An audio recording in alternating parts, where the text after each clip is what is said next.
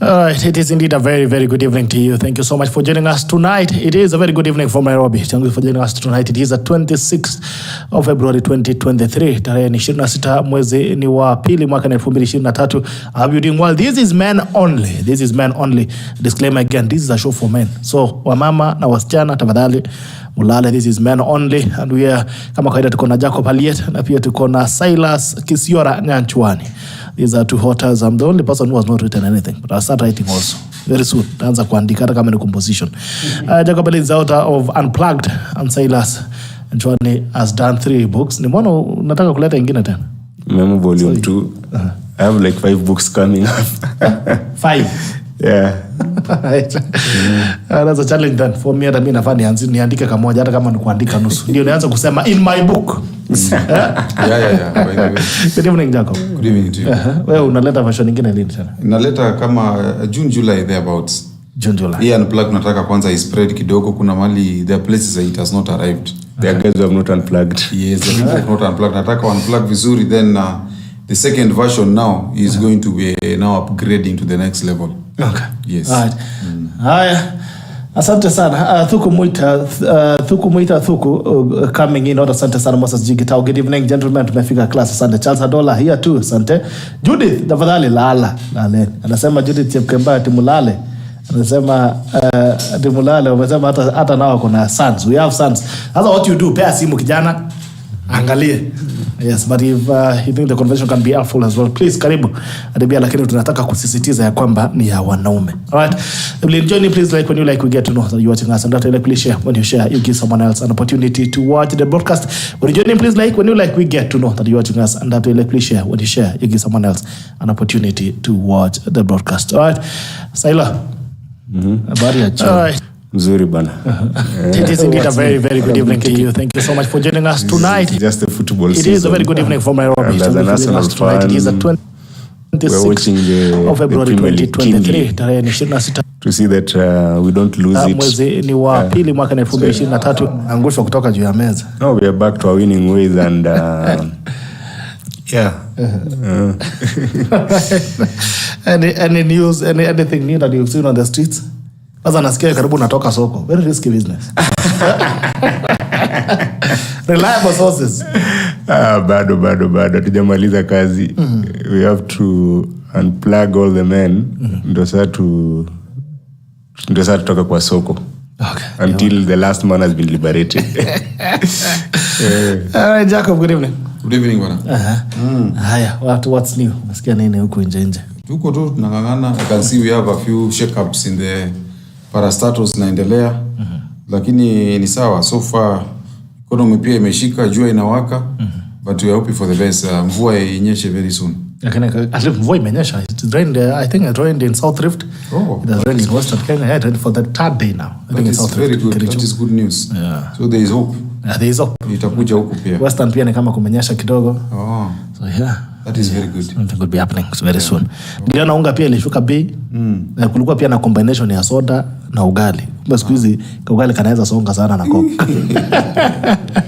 Very nice combination. Right.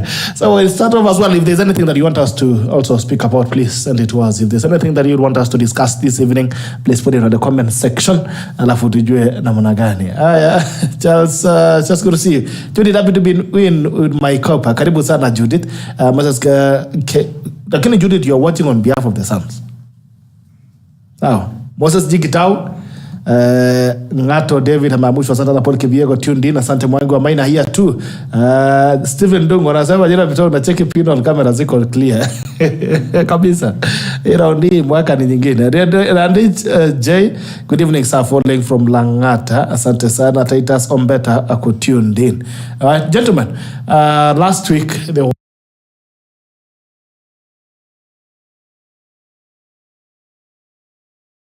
County. There was a documentary that was done by BBC, and it was about sex for work.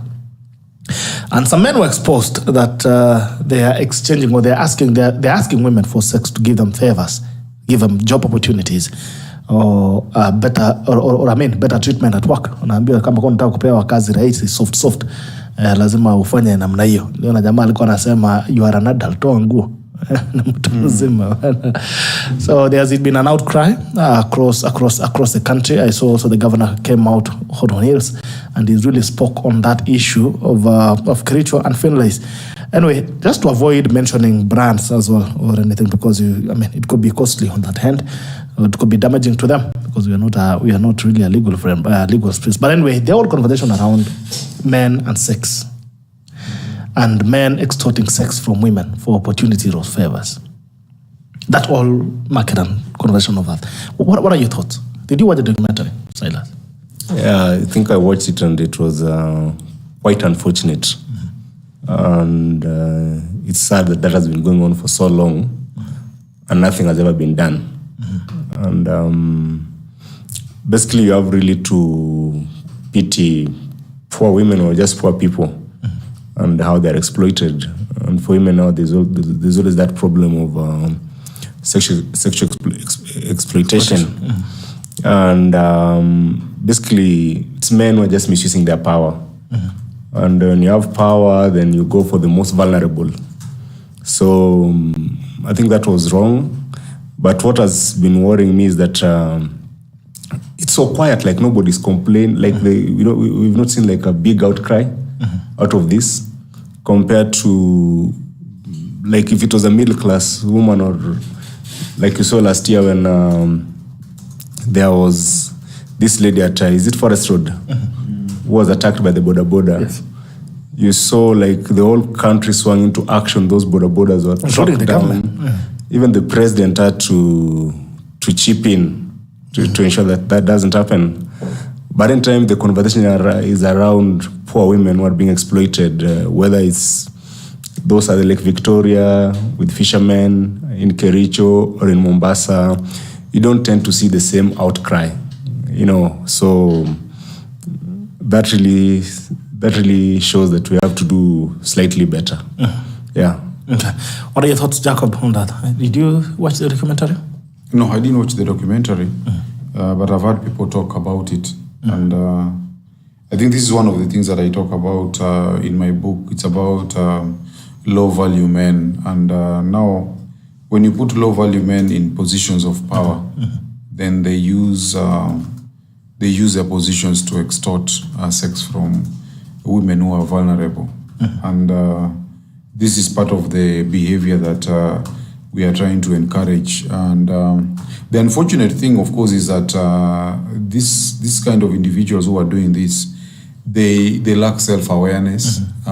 They're not able to see or appreciate how much they're actually acting against their own best interests. Because in the long term, no good can come out of this. I think even though not much has happened, I want to believe that the arms of government that are responsible are going to actually take action to bring this to a stop. But this is something that a number of times men have done in the past.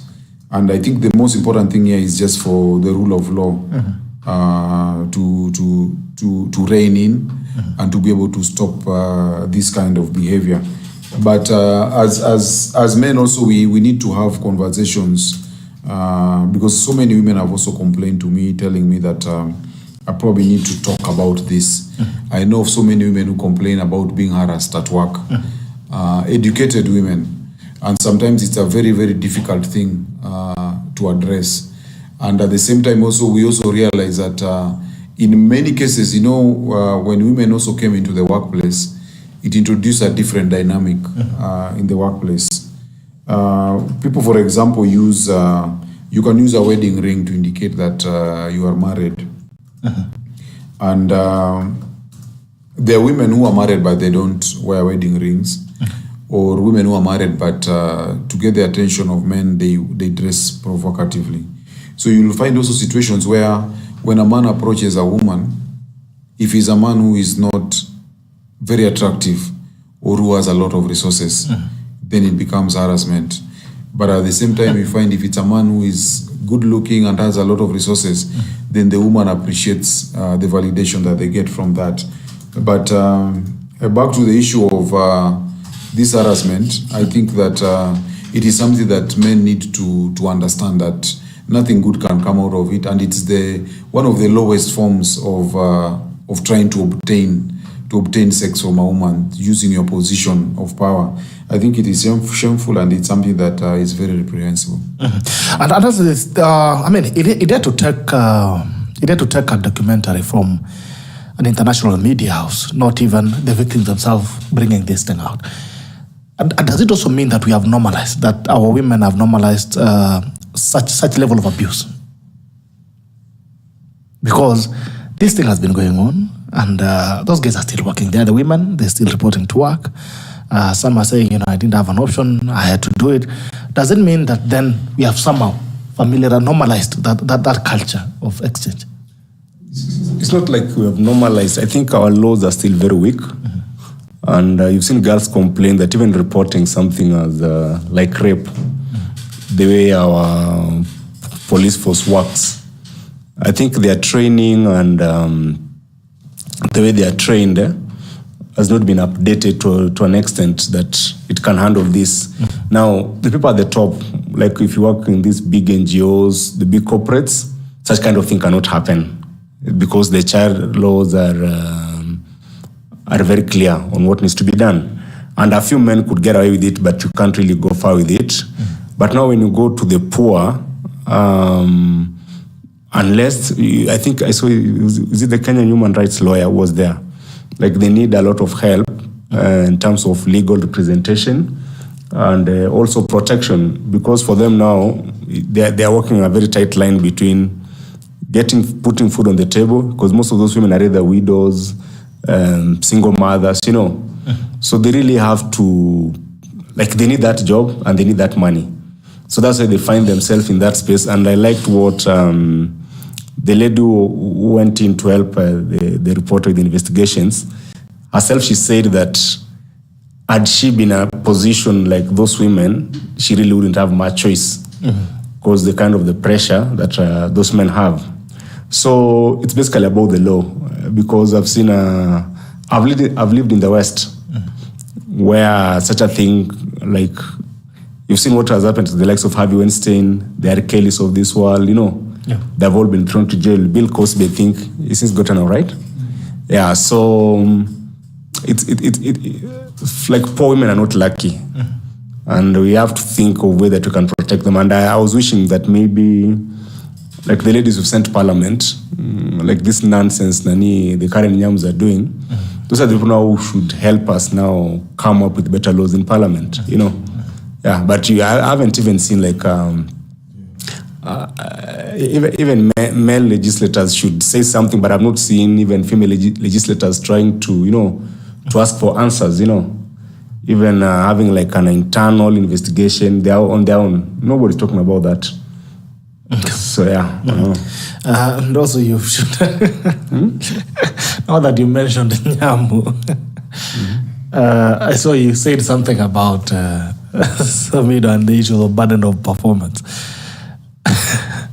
Do you have any comments to make about the drama that's going on around Samido? No. If you are Samido, what would you do? Not much. I don't think he's making the best choices. But we also say that the stove that burns teaches best. So I think he's going to make his mistakes. He's a young guy. I think he's 30 years now. And that's an age when most men are very dumb. And they are basically driven by the desire for sex. So I think he's basically not getting the right advice or information. If he knew his own value, I don't think he'd move the way he's moving. And if he also understood that the industry that he is in and the kind of money he's getting, he's not going to be there for long unless he has a very good strategy. You see people like, for example, Koffi Olomide, who have been there for decades, they are not the norm. Most musicians are a flash in the pan. 5-6 years, they are gone. So he really needs to consolidate his assets and fortify himself as a man. I've been told that he has some rental houses and he has done some investments and so on. But you see what normally happens, the kind of women you associate with and the kind of lifestyle you put up for yourself. Many men, when their primary source of income runs dry, that's when they quickly realize that what they thought they had invested in actually cannot sustain themselves. So I think for him, I hope somebody can advise him so that he can make the right moves and the right decisions. Yeah. Okay. Silas, what would you tell Samira if you met him today? I always look at him like in that situation of sikio la kufa, alisikii dawa. And he has to learn painfully because... The hard way. You know, there are women who just wreck homes and they don't care. Like, they don't have any values. They don't have like a value system. They don't care what happens to you. And somebody don't know is at the peak of his talent. Like he's at the peak. And from it, it starts to deteriorate because there are more young people coming up with better talent. And very soon, if he's being paid like, 200 G's for a show, he'll start performing in bars. He's being paid even 50K or 20K, you know. And for men, when your value goes down, women desert. They don't stick around long enough. So you need to get a grip on himself. And I'm sure he's been told these things. I think I even saw Rick G trying to warn him. And he really has to be smart about it. Otherwise, statistically, we know that marathon runner who died, you know. There's an amount of chaos that women can generate in your life that as a man, you'll just succumb to pressure, you know. So I'm sure maybe you could be having some personal traumas that are unaddressed, but he needs to talk to elders because there are certain people, once you introduce them into your life, everything goes south. Yeah. Yeah. So I don't know about you, Jacob, but I think for me that is that's what I can say. If he doesn't change, we've seen so many men at the top, right in Kenya, and we don't have to mention names.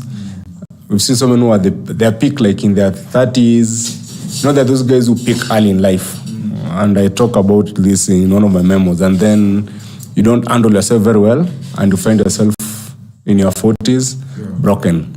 And see the thing with women, sort of they have a way of maintaining where they are.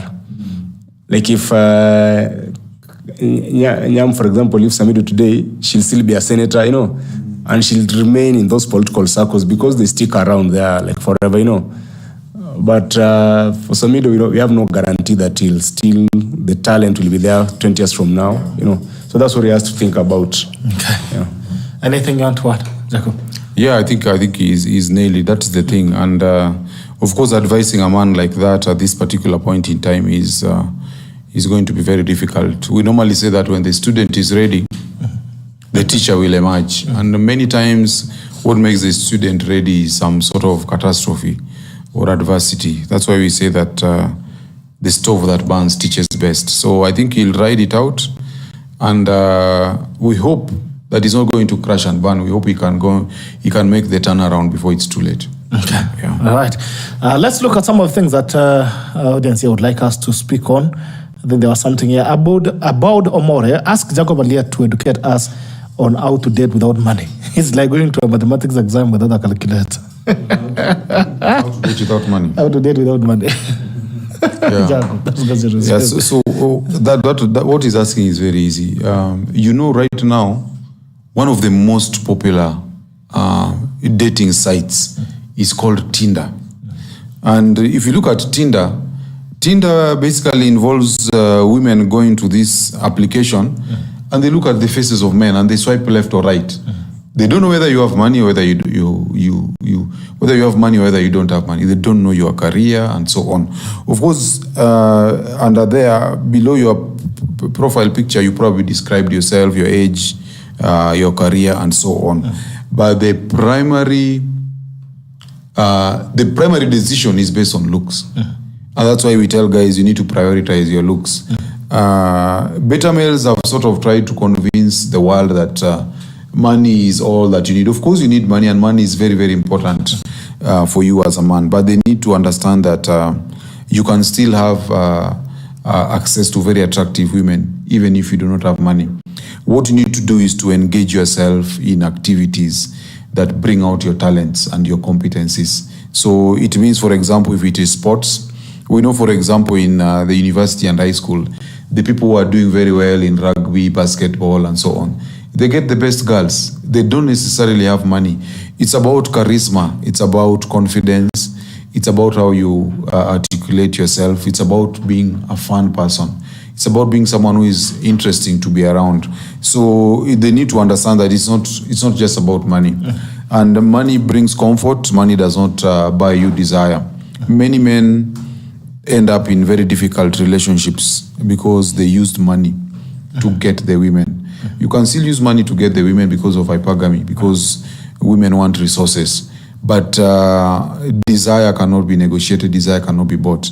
You can get them attracted to you because of money, because they need the money, but they will not desire you necessarily. So the things that actually make women desire you have got nothing to do with money. It's about your charisma, it's about your looks, it's about your personality, and so on. Okay. All right. Do you have anything to say about that, Silas? And also, hey, dating in Nairobi is a sport, man. Do you know you cannot go for a date in Nairobi without 10,000? Yeah, that's true. Huh? You don't have 10,000 in the pocket, you have no business going for a date in Nairobi. It's very expensive, and inflation does not help matters much. But you really don't. What you need as a man is game. Game gun. You just need to have a good game, because the woman you're spending 20,000 to get, someone can get her with just weed. For free. Yes. Just women can get her even with her own money. Yeah, with her own money, So, like Jacob said, actually, it's us men, what I normally call like high value simps, who think that you need money for you like to date. Of course, you need money for facilitation, but if you have to give a woman money to buy her attention, then just no game yako go down. Yeah, you have a lot to work on yourself. And as I said there a couple of shows ago, I used to be that man who used to think like when I meet a girl, I have to impress her so much. Only to realize like there are guys who buy these girls Gilbys and they get on with it, Where I'm thinking like I should find like the finest gin, like the best whiskey. I discovered this guy just stringing them along, buying them nothing, anakuja tu kwa nyumba, atapika mpaka atakuoshea. So what you need to work on more is your game. Yeah. So hii pressure tunakuwa tumejiekelea. Yes. Pressure is tumejiekea by the way. Exactly. I think he's put it well. So it's about game. Game has social skills. Those are the things I was talking about. It's about how do you talk to a woman? What is the tonality of your voice? Are you exuding confidence? Are you exuding masculinity? What kind of strength are you using when you're coming to the table? So that's what guys need to understand. Most of us, I think, maybe because of lacking masculine role models, we have no idea how to seduce a woman. So you want to use money. You don't have to use money. In any case, as we were saying in the last show, you actually should not use a lot of money when you're going to a first date with a woman. Best case scenario, let it be a coffee date. Don't go buying a dinner date to a woman you're meeting the first time. Okay, that's like you're trying to make a big impression.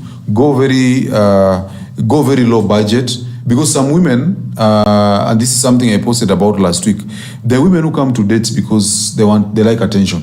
She's not interested in you, but she loves the validation that comes with you inviting her for a date. So those are the women who come to dates with their friends. You've invited her for a date, she comes with 3 of her friends. Or you invited her for a date, the whole time her face is glued to her phone. That's a woman who is looking for attention. She's not interested in you. So don't invest a lot of money on the first date until you figured out and being able to calibrate the level of desire that this woman has on you. And just to chip in on that, I once did a feature for the Standard about women eating fair. And I was asking around why do they do that. And overwhelmingly, women told me that kama nakupenda hata fare atajilipia. Utakuja na fare yake. Yeah. Like if you have to send fare, for example, unless she's really broke and maybe you can send. But sometimes women just drive in a car to come to the gate or to check on their men, Yeah, so that's what women told me that it was a good discussion. I used to run this page on Facebook called Thriving Singles, and it was a very good learning experiment. They're saying kama anakupenda, she'll sacrifice to come and be with you. She'll even send money your way. Yeah.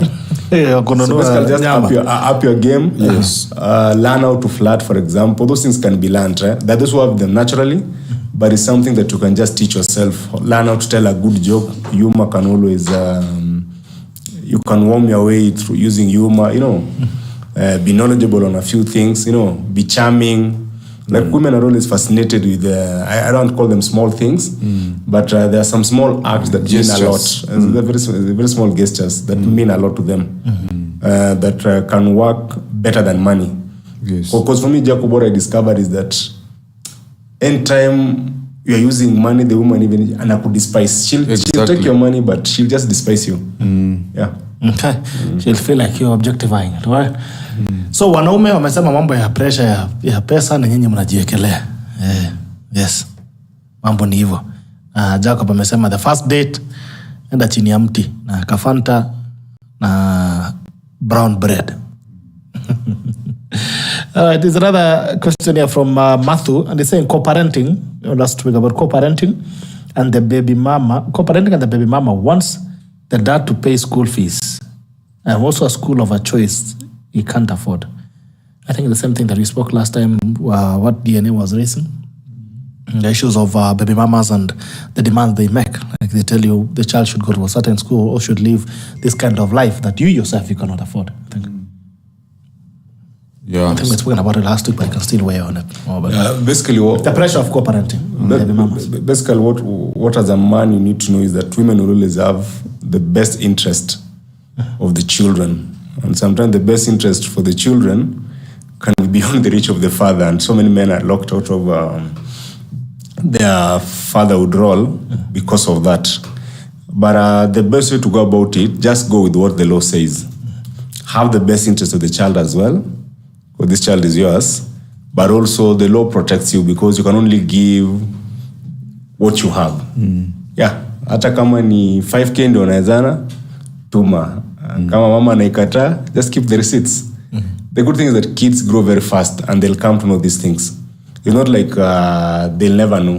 But as long as your intentions are clear, don't allow it to be bullied. Some women can really be very bad bullies. Yeah. And some men don't know how to handle baby mama bullying. They either withdraw or they just disappear or they get resentful. So this is a child and we're not playing games with the child. So as a man, you have to be very firm. Also have the best interest of the child with you, but also only DNJ or DNA was complaining. Always pay what you can afford because a school is such a long. We're looking at almost 16 years. So you don't start paying expensively and then you can't sustain that. And another thing that big mamas normally forget, kids adjust very fast. Unaweza toa mtoto makini bado mchukue Olympic primary, the kid will adjust. Yeah. Okay. All right. Jacob? Yeah, I think so. That's the right track. So don't allow her to set the standards for you because it is your money, and if you there's a competition that normally also emerges. Like if you're co-parenting and she marries someone who has more money than you, then she wants you, if that person is taking his kids to a certain school, then she wants you also to take your kids to that kind of a school. So sometimes men struggle with that. If you have a woman who is not malicious, you can work it out very well and find a way of that is sustainable, that doesn't make you struggle. So that is very important. Don't do things out of ego, maybe to make a point or to prove a point. Do what you can afford in the long term and don't forget about yourself. The challenge you have is most guys spend 100% of their income on the education and the expenses of the family, and they forget about their pension and their retirement. So it's very, very important to leave something for yourself and towards your future. Because if you're going to be a broke grandpa, nobody is also going to want to stay around you. Yeah. All right. On the same issue that on that issue of co-parenting, so we can move into the topic of the day. There's been an issue as well of hybrid parenting. The issues where now mimi na Silas tuko na watoto nyumba moja. So if you marry a chick, the same way you're saying, maybe your chick gets married with your child. Or maybe you marry a chick that has a child and I mean the other guy needs access. How do you manage? How do you balance this? And as a man, how do you protect your territory without necessarily interfering with the rights and affairs of the child? Is to avoid as much as possible getting in such a situation. If like you have an option to avoid, you want to avoid it. But in the event it happens, I prefer if I'm marrying a single mother, the other man should not be in the picture at all. Because men were logical, women are emotional. So you cannot bank on your wife not having a relationship with the baby daddy. So zile siku mtakosana, the other guy already has an imprint on her. So it's really tricky and it gets really messy. And we are animals at the end of the day, both men and women. And if the man is in the picture as a man, there's a way that you'll feel. And you can't control that. So if he's a man who's completely out of the picture, and there's such instances, then well. But I'm not a big fan of those, how would you call them? Not co-parent, like the hybrid, the blended family. I'm not a big fan of that. Yeah. It messes children up. It messes you even as parents, because even your wife will not be happy knowing that you have a relationship with your baby mom out there. So, some rich men can get away with it, but most of the time it's a continuous source of conflict. And also I think it messes children up because of that mix-up and all that. We can try to ape the Americans and all that, but it's messy everywhere. I'm sure like some celebrities, I saw with the Alicia Keys and Swiss Beats, that Mashonda lady trying to say like it's a good arrangement, but that's more of an exception than the rule. Most of the time it's messy. So avoid it. Avoid if you can. Yeah. So we are maybe in the pressure of provision.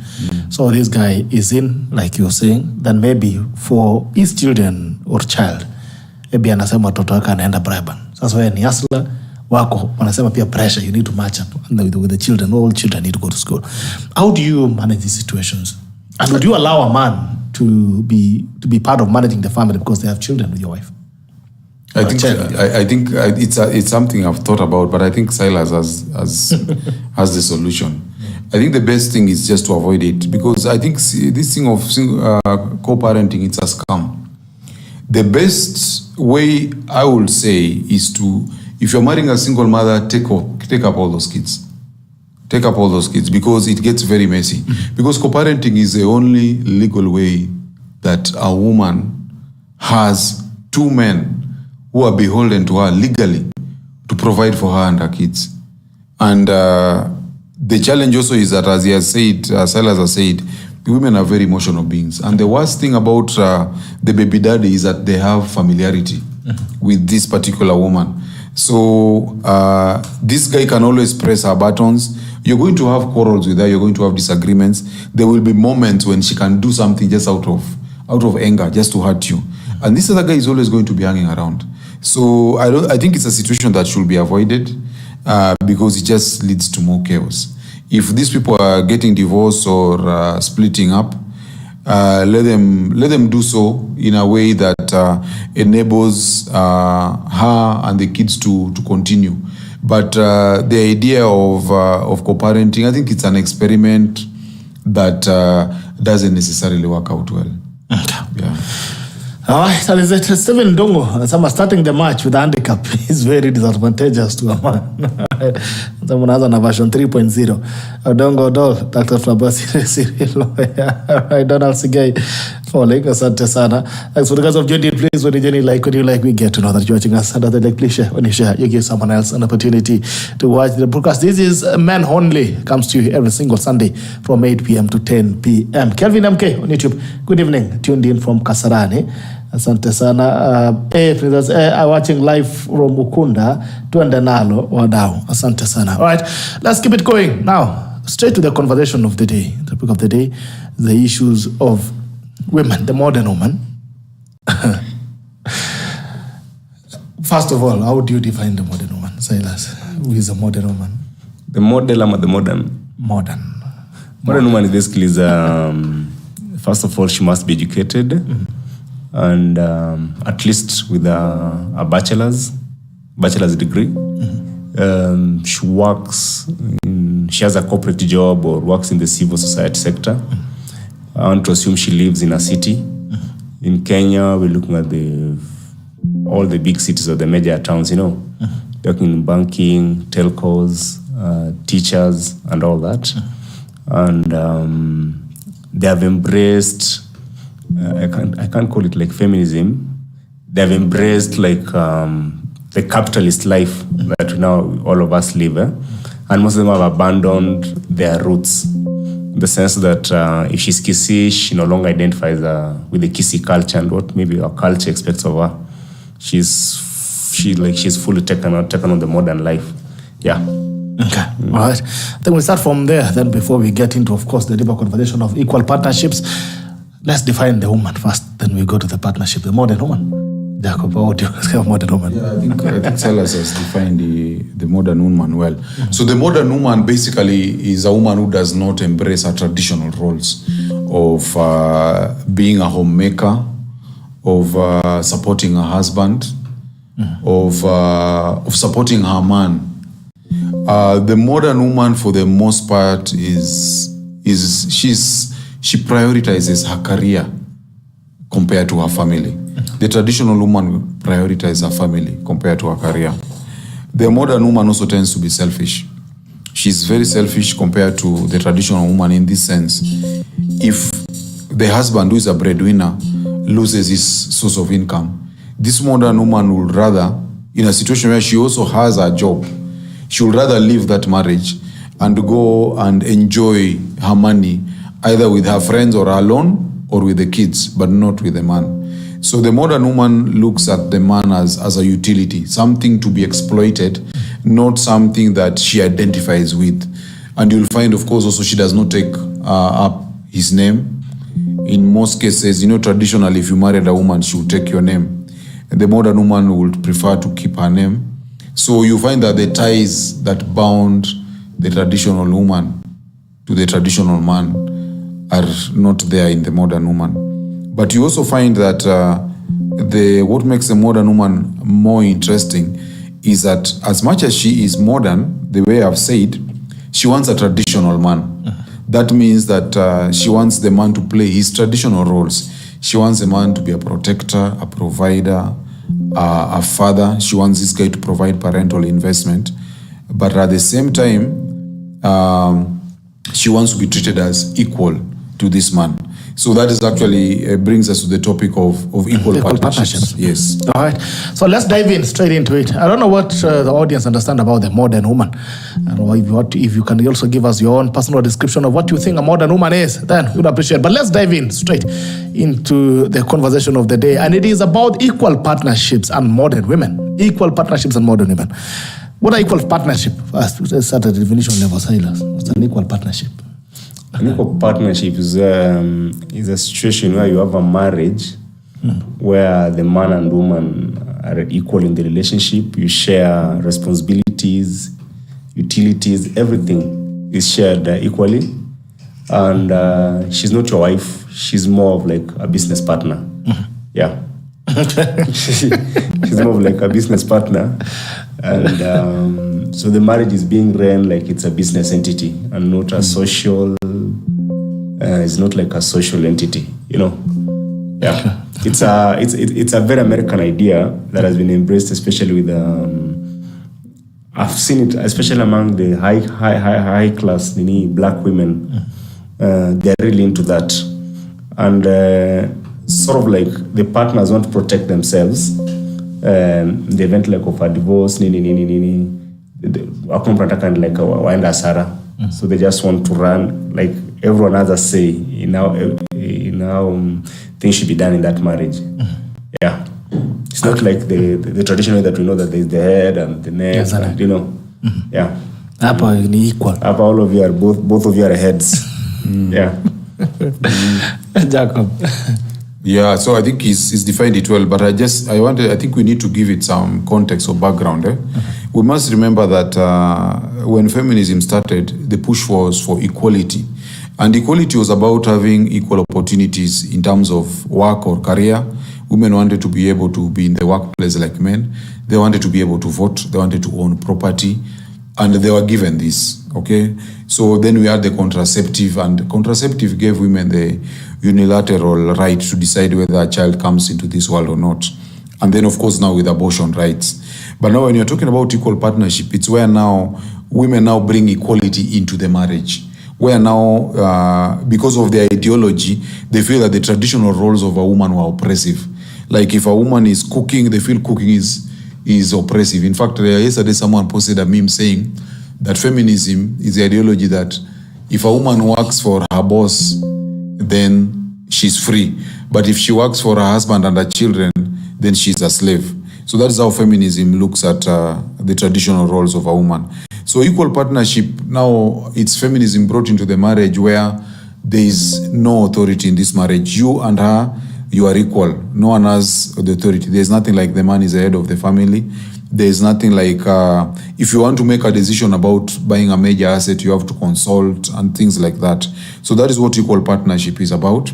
And we have seen actually, when people talk about this equal partnership, one thing that people forget and or fail to recognize is that we have evolved over millions of years. And over these millions of years, women have evolved with a firmware that makes them be attracted and aroused to a man who is higher than them. And that's why we talk of hypergamy. So women who talk about equal partnership are actually not aware of their own nature.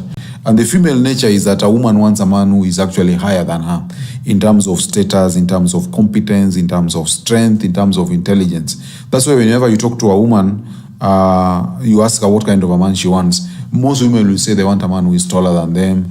Of course, they want a man who is more intelligent than them. No woman will want a man who is not as sharp as them. They'll want a man who has more money than them.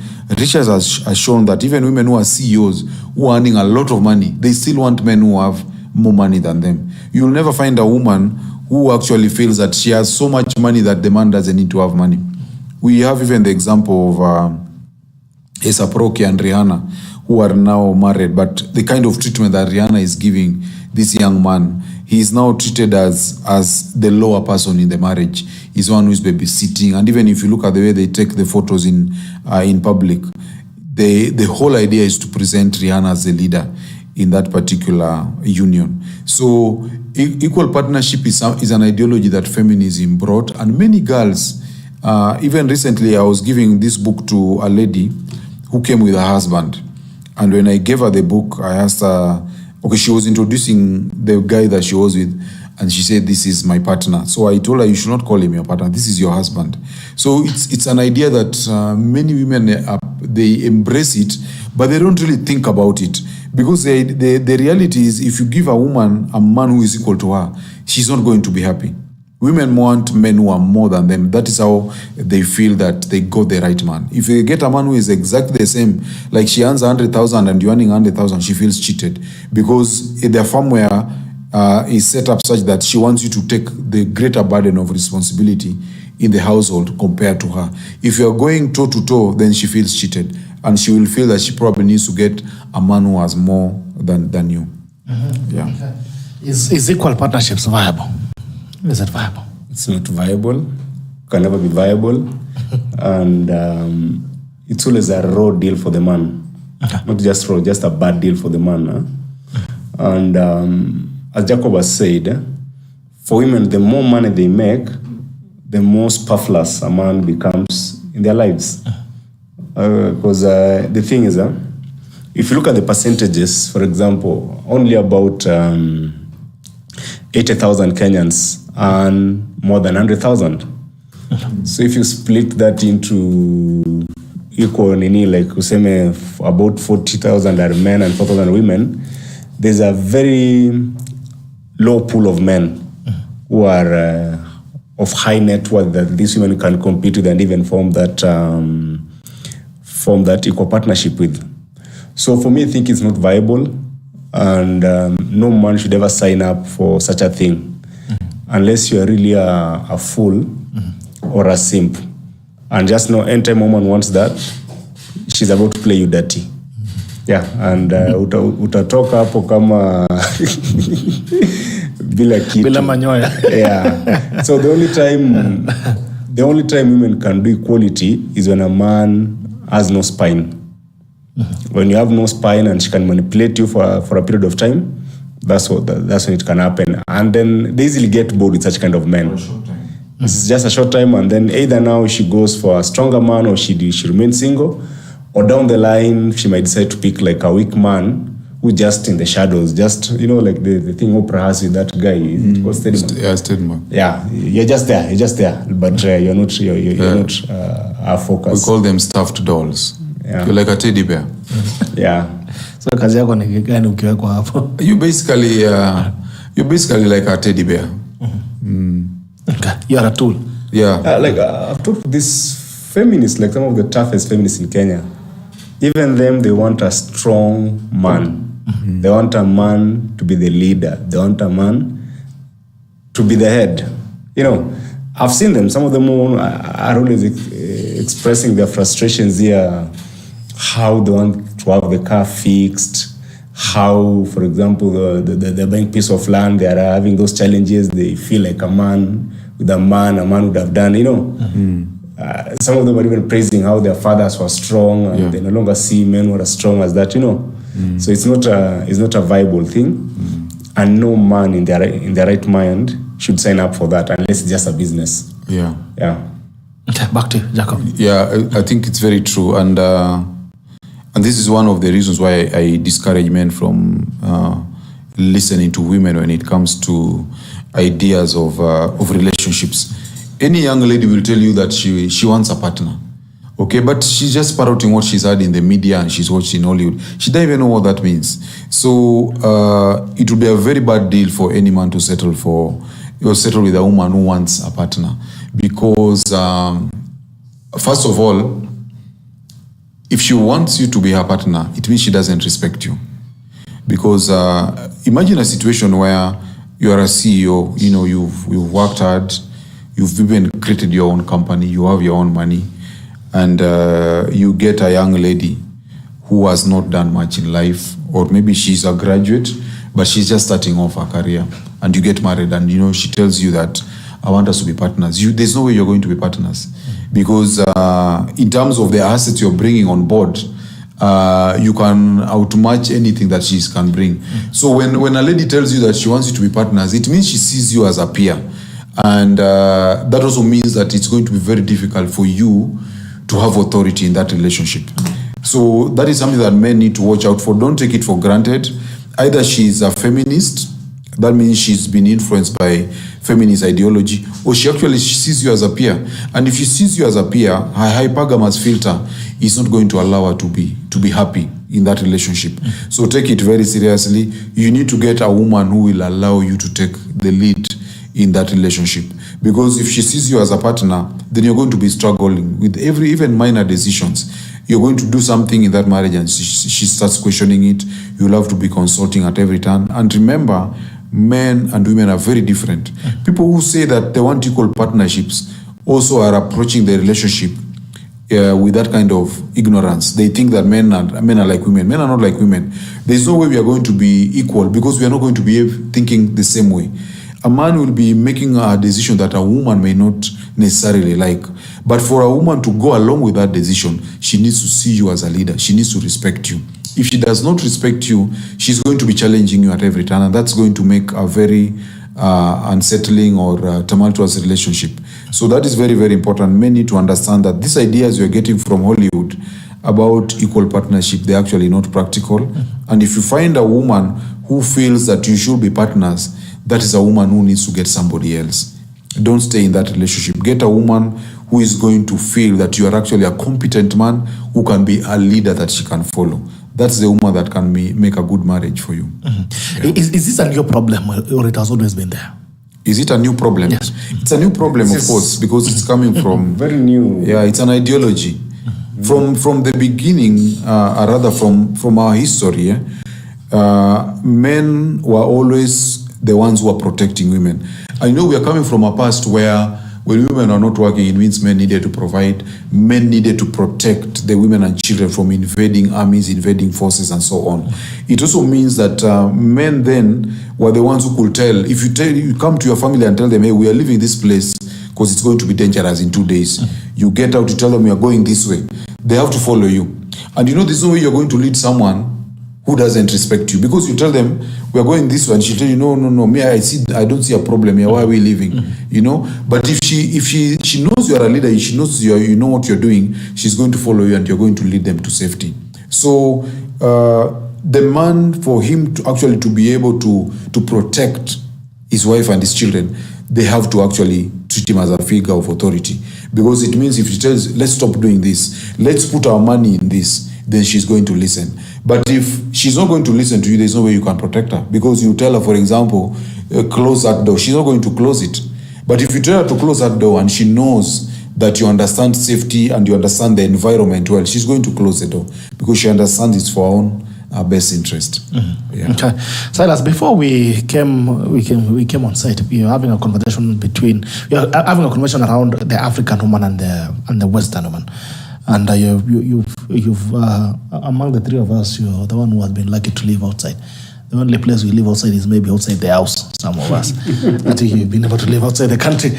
Now, what would you say about the modern black woman versus the modern white woman? And you were saying, I found it a bit outrageous when you say that white women are more submissive than black women. White women are quite submissive to their men. And I think they live sort of like in a different world. And we confirmed this when they voted for Trump. I think 55% of white women chose Trump over Hillary. And Hillary is like the model, feminist, modern woman, one that would think like she's an equal to her husband, Bill Clinton, But I have lived in the West, and I've traveled in some parts of Europe. What you notice that white women don't have these like hang-ups, these militants. Yeah, maybe because their system works, and part of the dysfunction we have with the black women is because how the systems also messes up, not just with the black woman, but also with the black men. But generally, I notice that even my friends who are abroad, they always tell me that if you want to marry, then kama utakuwa na Ukenya mwingi, you are better off with a white woman. If you're like a straight up dude, honest and all that, it'll work. What white women can't take, they can't entertain easy ukora ndogo. But if you're a straight up dude, a white woman, you can always wage your life with her. Yeah. Actually, that is true. I want to add something to that. If you look at the way black women in the US, I've also been in the US in Pennsylvania. The way they look at white women, they look at white women like they're stupid. Like the husbands are taking advantage of them. But you see also, part of it is a legacy of racism, because there is this book which was later made into a movie called The Color Purple. The Color Purple portrays a black man as a very tyrannical towards his wife. And it has really influenced the black women. And they see the black man exactly as that, as an enemy, as someone that you need to be careful around, as someone that you need to show your resources so that when he finally abandons ship, then you are ready to survive on yourself. And then, among black women, single motherhood and singlehood has been ennobled. You see, Beyonce sang Single Ladies. And actually, when you look at the black women, they mislead each other way more than white women. Don't have the kind of nonsense we have among black women. For example, if you look at Ciara, there was a point when she was crying on TV, praying for God to give her a husband. When she got her husband, I think it's Russell Wilson, last week she was busy. She was sending a video on showing her. She has been sending twerking videos, and she's a married woman. And she was sending a video telling women who are single that they are strong, they are queens, they are invisible, that you can live without a man. But she's a married woman. If you look at Beyonce, when she was singing Single Lady, she was already married to Jay-Z. So why black women have this idea of ennobling being single and trashing black men, and they really mislead each other, particularly the ones who are actually on showbiz. The ones who are showbiz really mislead these other common folk women. And women also, when the common woman looks at these other women, they think they can do what they're doing. For example, if you look at what's her name? Kanye West's Kim Kardashian. You know, Kim Kardashian had that video of Jay-Z. It went round. She got a very bad name, but she still went ahead and married Kanye West, who was a very rich man who had a very good career. So some women still think that they can also do the same. They can tote around, have sex videos, and have a scandalous past, and still be able to get a man later in future. It does not work like that. It does not work like that at all, because the kind of assets that Kim Kardashian has, even in terms of her career, the family she comes from, is very different from the kind of families that some of these women come from. This is a woman whose background actually is a background of wealth. So there's a lot of misleading messaging that you find that the black women get that has really messed them up. The white woman is much more grounded. I think Silas has put it very well. They know their roles in the family. They know the role of the man in the family. The only thing about them, of course, is things like honesty and things like that. They take them very, very seriously. But the black women, again, because of having a huge population of black men incarcerated, a number of them have grown up without father figures. They are damaged. You'll find maybe they have been abused when they were young. They have suffered a lot of either violence and things like that. Most of them carry a lot of trauma. And because of that also, they make very unstable partners. And they also end up becoming people who end up in marriages that are not very stable. And even the way they look at life and the way they look at men is totally messed up. Mm-hmm. Yeah. All right, look at this. Part 2, Kimgana Rona, modern woman only cares about personal looks in terms of fashions, makeups, fun, vehicles, and all. She is a spendthrift. She can go to an extent of leaving a man if he fails in providing for their family in case a man loses a job. She is unable to spend what she earns with an employed man for the matter. I think you had raised that. Bruno, great topics on serious engagements. Asante. Feeling at it. We'll see you.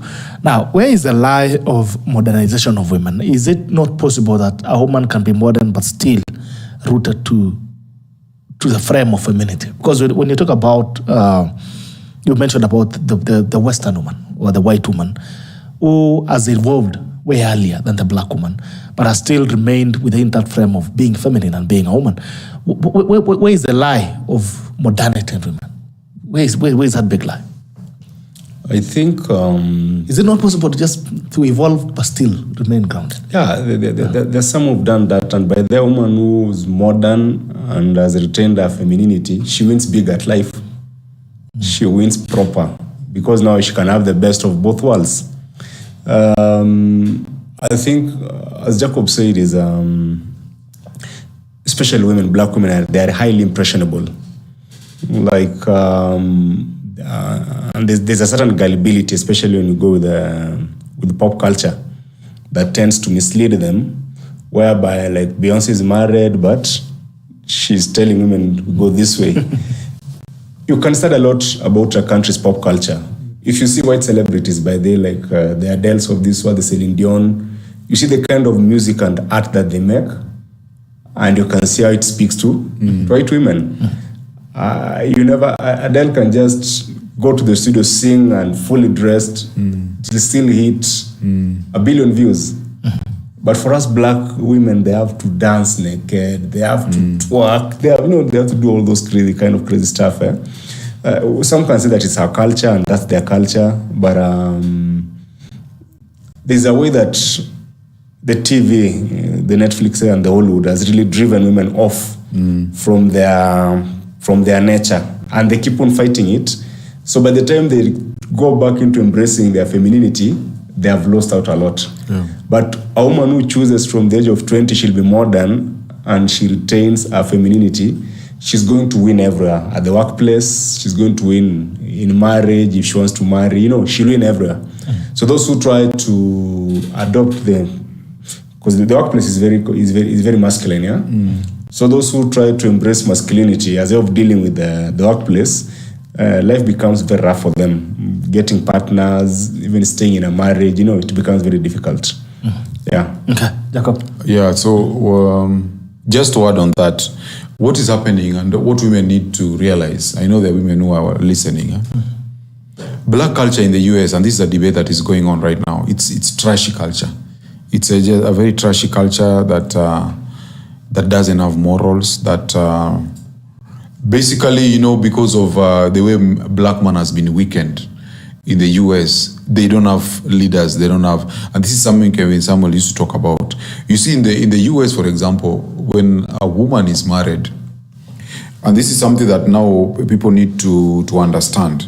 When you're in a relationship with a woman, you are in a relationship it's a relationship between two people. When you marry this woman, particularly in the West, now it's a man versus the woman and the government. And in most cases, you find that the government encourages these women because they're incentivized to divorce. When the woman is facing challenges in a marriage, the welfare system is actually set up to replace the man. And in the West right now, it really doesn't matter even whether a man is guilty or not. If she calls the cops and says you've abused her, that's it. Your career is ruined. Last month there was a principal. This was a white man, unfortunately. He committed suicide because his wife just called the cops and said that they were having a domestic dispute, and this man had laid his hand on her. And when that was done, the school board put him on suspension. And this guy felt that his career was ruined. He committed suicide. So the culture that our ladies are coping from these black women like Kim Kardashian and Nicki Minaj and the rest, is actually a trashy culture that doesn't have male leadership. And the male leadership is not there because of how they're being treated in the West. So what the black women, for example, are doing right now, most women prefer to be single mothers compared to be married women. So you find their baby mamas, like right now, 40% of the unmarried women in the US, they're single mothers. So they prefer to get children out of wedlock and then they look for a man later. And it's the same thing now when you're finding here, what you find feminism teaching women, that you prioritize your career first. And this is a blunder that I've seen a number of women make. So most women, when they prioritize their career and they ascend in the corporate ladder, by the time you're 40, maybe you're middle-level management or upper-level management, your eggs are running out, you're hitting menopause, and you're very masculine. You cannot cooperate with a man. You cannot follow his leadership. You feel that you know more. You're very disagreeable. So they cancel themselves out of the marriage game. At the same time, and this is also what is happening a lot, because of social media. Social media has also really influenced modern women. Because of social media, they have very high expectations and demands from men. So you find that a woman who is 27, for example, the guys who are in the early 30s, she feels those guys cannot cut it. So she'll want a man who is higher than those guys. And that man is most likely married. So they start an affair with these married men. And of course, they are flexing for their peers. They go to Dubai, they go to Malindi, they're sending these photos on Instagram. What most of these guys do, the guys who are keeping them like side chicks, they'll tell them to nizalie katoto, nizalie mtoto, in the heat of the moment. And of course, most of these women will agree because their friends will tell them that that child is a paycheck. So they'll agree. So they become a single mother to a man who is married. So a number of them, you find they are career women, but they are also single mothers. Now, unfortunately, what they normally don't know, a number of these men also, and this also goes back to this Kericho situation, most of those guys who are making money and they are beta males, they don't think long term. If this guy loses his job, okay, or a number of them, if the guy gets a heart attack and he drops dead, these women remain with this child, and now you're in your 40s, you never got married, you spent your 20s sleeping around with married men. Now in your 30s or 40s, you have a single child, you're looking for a man. They end up in a very serious, difficult situation because their demands, unfortunately, are still high. You won't find that this woman who was sleeping with a CEO now she realizes that she cannot get a man at that level. She'll still want a high level man. So you'll find for a long time into their 40s and 50s, they are moving around with different men. They're very bitter because most men, once they realize you're a single mother, they use you for recreation only. They're not going to settle down with you. So these women are very bitter and they blow up. If you look at the way they behave on social media, and I saw that even with the case of Samido and Nyamu, they want to defend this woman who is destroying this other marriage. So that is the situation we are finding. Women need to realize that if you are going to have the best case scenario in the long term, there's no problem with prioritizing your career, but get married first. You can still pursue your career when you're married. Don't waste your 20s with high value men thinking that you're going to get a child with them and then be able to still get a high value man later. Your value is at your highest in your 20s. That is what ladies need to realize. But what is the crime? Why is it that it's okay for men to chase their careers and build their careers and run after all these grand things and build up something for themselves? But we have a problem when it is a problem when it is a woman saying, okay, I want to focus on my career or building this and that, and maybe get married. Is there a crime with getting married at 38? Allow me to answer that. I'm glad you asked that question. Yeah. And it's something women don't understand. Many men even don't understand it. And it comes back to what we say, we are very different. This is a research there's a research that was done by a professor. It's called Warren Farrell. And he's the one who actually brought out the idea that is now treated as a fact, that men are success objects and women are beauty objects. Mm-hmm. Even if you look at it biologically, when a man is born, we say the man is born without value. Mm-hmm. And a man must make himself valuable. A man must become valuable. And men start generating sperms at puberty, and they generate it throughout their life.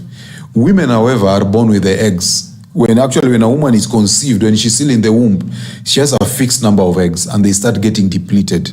And this depletion continues until their mid-30s when now they hit menopause. This is biology, okay? This is not something that we are making up. So this woman's ability to reproduce, and this is why a man needs a woman. It's because of our ability to reproduce. That's why men go for women. And of course, it's through sex. So the primary agency, and that's why we talk about the primary agency of a woman being her sexuality. And women know this. That's why women, the makeup industry is very big. The beauty industry, they use lipstick, they use wigs, they do things to their nails, makeup, because they know that it's about beauty. What gives a woman agency is a beauty. If you look at the Bible, for example, Jacob worked for 12 years to get Leah's hand in marriage. Leah didn't have a PhD, she didn't have a career, she was just a woman. And what men look for in women is their femininity, is their comforting nature. It's about their ability to reproduce. So it's not about their careers. So a woman can pursue a career, it's no problem. But do that, but be aware that that will not make you more marriageable. It can make you happy, it can make you respected in society, but it will not make you more marriageable. That's the thing. Silas. I think they can have it. They can have both. You can still have a career and still have a marriage. Not that now for marriage, there's that element of sacrifice about children. She's going to take about some 4 to 6 years when children come into the picture. But I think a woman can win on both fronts. It doesn't have to be like one or the other. A woman can win on both fronts. And we only focus on failures, but there are many women out here who are married and they are very successful in their career. Like they are born in both worlds. Yeah. The problem here is that marriage is never a linear thing. There'll be difficult moments, there'll be moments of triumph. Only that now the modern woman has problems dealing with the difficult parts of the marriage, So that's why most of them actually walk out from their marriages on very flimsy grounds. I've seen women who leave men because maybe lost his job or the man is just going through a difficult... as men, at some point in your marriage, you'll suffer some bit of identity crisis. And if it's not well handled, it can mess you up. But some men always collect themselves and they go back, they eat the grind, and they get their money back. I know. And the woman left, now she wants to get back to the man, but it can't happen. So, of course, now this is like a new chapter where we find ourselves in as a country, especially in Kenya. So, I always tell women that you can have both. It doesn't have to be one or the other. Yeah. You can have both worlds. Okay. You can have both, yeah. All right, and getting back to the conversation, of course, on equal partnerships and the modern women. Now, you're saying that this is a deal that a man should never take. So how do you see it coming? How do you tell it here? Do you know it's coming? That is, of course, you're saying it's majorly a demand that is brought forward by women. Mm-hmm. So how do you see it coming and avoid it? So most men, when you're young, and I think that's why it's good to have these shows. Most women who propose equal partnerships, but they do it from a good place. They don't do it because of they are malicious. They do it because they actually think it's the best way and they think it can work. But the reason they think it can work is because they don't understand themselves, the way their evolutionary firmware works. They don't understand that they are hypergamous and so on. So, and most men also agree to it because it looks like a good deal. I mean, if rent is 50,000 and she pays 25 and you pay 25, it makes a lot of sense. So it's something that is very easy to accept and it looks like a good deal from the get-go. Unfortunately, intersexual dynamics, are not necessarily rational. And for women, relationships, because of what we see on movies and what we read in books, women think that the reason they love men is because of, this guy is a nice guy, he's romantic and he's funny and things like that. But women actually love men because of the survival advantages that union gives them. And that's why we have what we call Brifolt's law. Brifolt is an anthropologist who actually surveyed and examined the way women operate in relationships, and he came up with what is called Brifolt's law. And he says that a woman is only in a relationship so long as she gets the benefits, continued benefits from that particular relationship.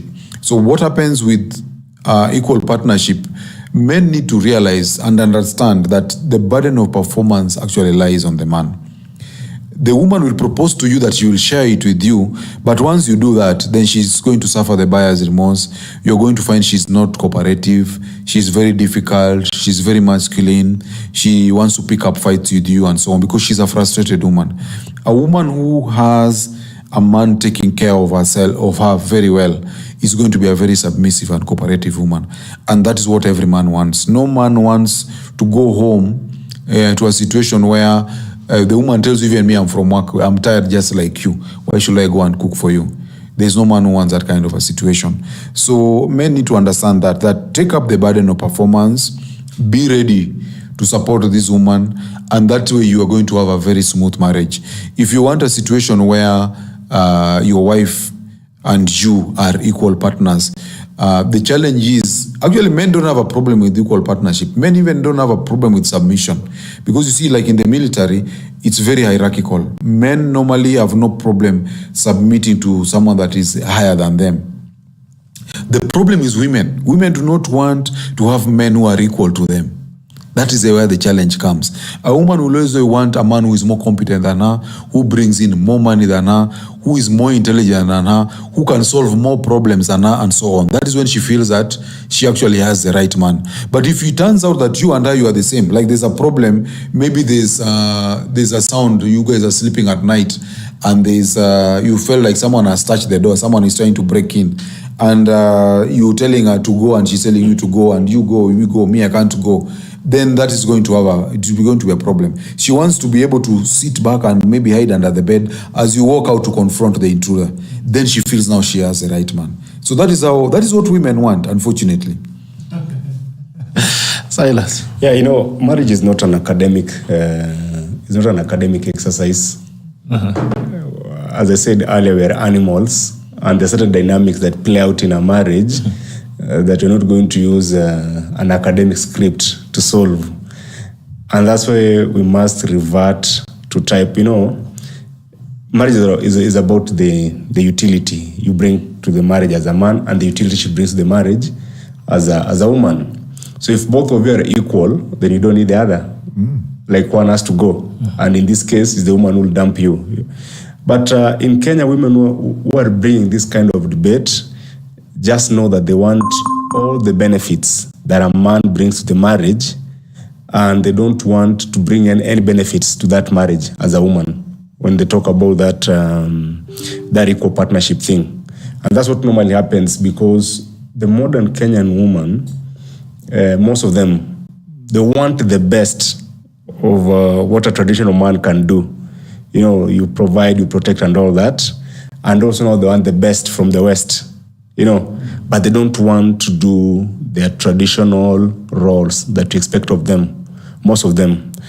And usually when I see women debating on stuff online about kupika, ni unpaid labor, nini, and that nonsense, I know this is not a woman worth even wasting your time with, you know. Those domestic chores, like, vitu kila mtu anafanya, like when you're living alone, is you cook. Does that equate to labor?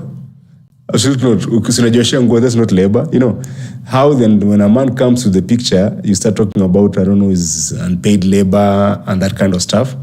So for men, I always tell them that you're not getting into marriage to start having academic arguments with your wife on who does what and nini.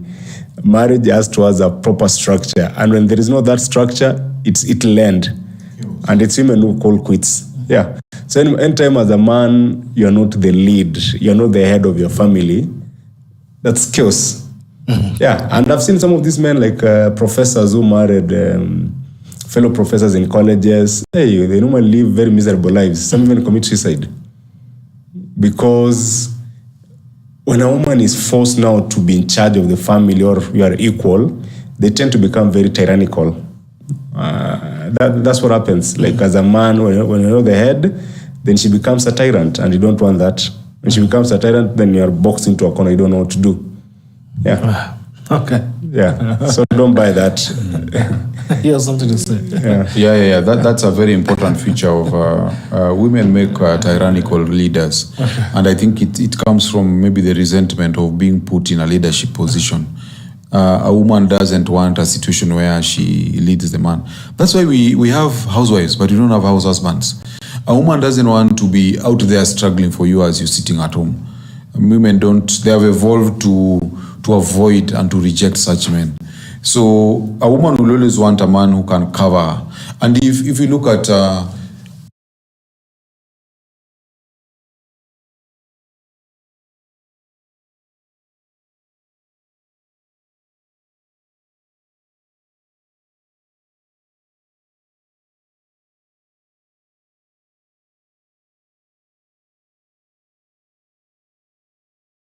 a man is very comfortable if she earns money, if he's earning money and his wife is a housewife, because he does not mind taking the pressure. And that's why we say pressure was made for shoulders and not for hips. But if you find a woman, even a woman who is earning her own money, she still wants a man who earns a lot of money more than her. The research shows that they want men who earn at least 58% more than them. The reason for this is because the man acts as a buffer. The women want the security that comes with having a man, because a man is just a buffer to her. And that's why they say, my money is mine and this money is ours. The money that you're bringing is what she expects to cater for the family. And this money of hers, and this is a modern woman now, she wants to use that money just to frivolous expenditure, going to the spa, foot massage and things like that. But you see, the kind of women our mothers were, the money that they brought was to support the family. So the modern woman is very different in that particular manner. She sees the man as a channel to give her a lifestyle, a lifestyle that is almost delusional. She does not see herself as someone who is supposed to bring resources and help the man actually to create a greater family. Instead, she's going to get the more expensive handbags. They have dozens of pairs of shoes, dozens of handbags, clothes, and things like that. So that's the difference, and it's very, very important to bear that in mind. As Silas has said, and as I mentioned earlier, we are evolved beings, and the way we've evolved is such that women want men to take leadership positions. They want strong men. They don't want to feel that they are the ones who are supporting the family and that the man is actually relying on them. It makes them feel very exposed, and they actually cannot take that pressure. They want the man to be able to take that pressure, and that's the man that they can submit to. Okay. All right. Looking at the comments, Edwin Oma, Gerald, I'm loving the conversation. What do you think, bro? Should you be having this conversation without a woman on the table? Once again, this is man only. All right. Edwin Osenge, waitana hapo, asante. Laban Maloi, we need clip cuts for this show pale TikTok, asante. Tuko TikTok tayari, tafuta pale Podcast Planet, tuko pale utaona videos that we've been cutting. Fellow Bukusu, great panelists, wonderful conversations. The topic is mind-blowing. Good job, mate. Good boss. Thank you so much, my brother. Odongo Odola, king can pick up any woman and make her a queen. On the other hand, a queen can't pick any man and make him a king. Equal partnership are not practical. They are purely textbook. Okay, feeling at it. Equal partnership would work well if there is a better understanding and communication, of course, blended a bit with culture and religion. Any comments you wish to make on that? Yeah, it's a good point, because even in history, we had recently when Queen Elizabeth died. So when a man actually marries a queen, they call him a consort. Consort, yeah. Yeah, or he becomes a prince. It's like a baby, a man who refuses to grow, because you'll always be a prince even until you die. You can never become a king.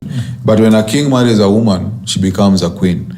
So that is how we have evolved. That is how things work out. So that guy has talked about equal partnerships can work if there is clear communication and understanding. What you find, one of the reasons why we have very high divorce rates in the West is because these women and the white men actually embrace equal partnerships. And the way women are is that when they feel they don't have much to gain in this relationship or marriage, they can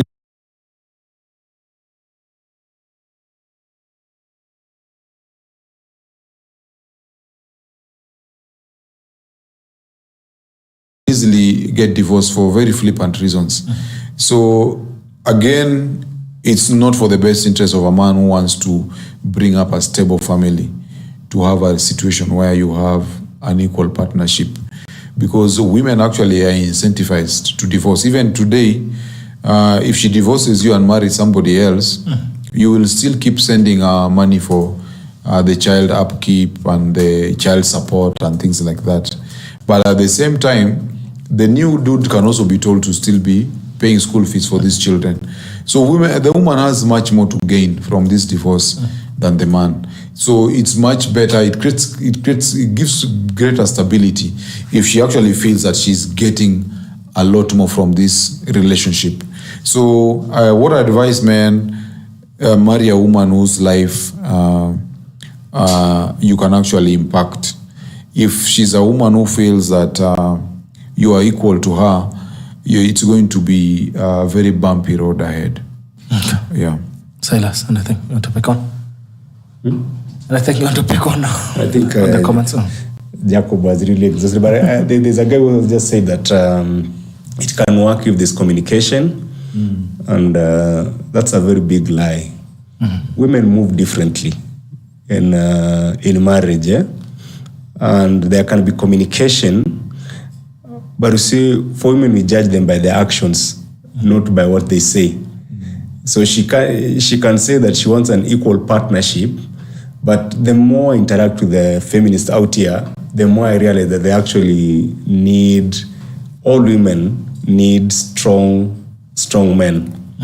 And when you talk about equality or equal partnership, there's no guarantee that if, for example, I'm earning $1 million today, I'll be earning that to the end of my life. And there's no similar guarantee on our end. Now, you have this bias whereby as a man, if you're earning more than her, you can keep her. But the moment she crosses that threshold where she's earning more than you, she can't keep you. So it can't work because marriage is not a linear thing that you can easily predict what will happen in the future. You know? So just as a man, don't sign up for that. Okay. And I know sometimes men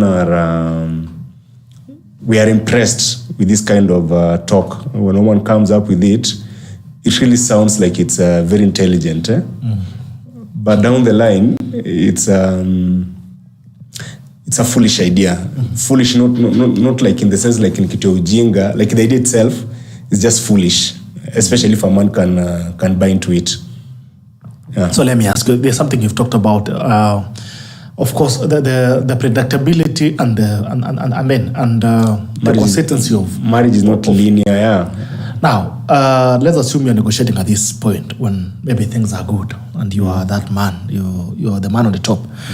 Maybe you have more income, your things are going on well, and you're negotiating at that point with this woman, right? With this woman, and you're negotiating for a space where you don't want an equal partnership. You want to define your space, the burden of performance as a man. But then down the road, the wheels, roll wrongly, and things doesn't happen for you anymore, and it's now reverse. So what do? Do you leave the marriage? Or how do you handle that? She kicks you out. She leaves. Yeah. She either kicks you out or she leaves, and that's what happens. And 80% of divorces are initiated by women. And it's not because those men are, violent or cheaters. That's like maybe 10% of the men. But the rest of the men, 90% of the time, they're divorced because they bought into that idea of your equal partners. There's no such a thing as equality. Yeah. So there's I agree with that, but there's also another aspect to it, and this is why you need to vet and pick the right woman. We talked about frame earlier. Now, when a woman enters your frame and she's not a woman who has a high notch count, then you need to be able to imprint on her. If you've not imprinted on a woman, then she's also more likely to leave when you have challenges. So guys need to understand this, because as you said, it is true. Sometimes your fortunes can diminish or dwindle, and then you find that you're not able to sustain the lifestyle that you were providing to her earlier.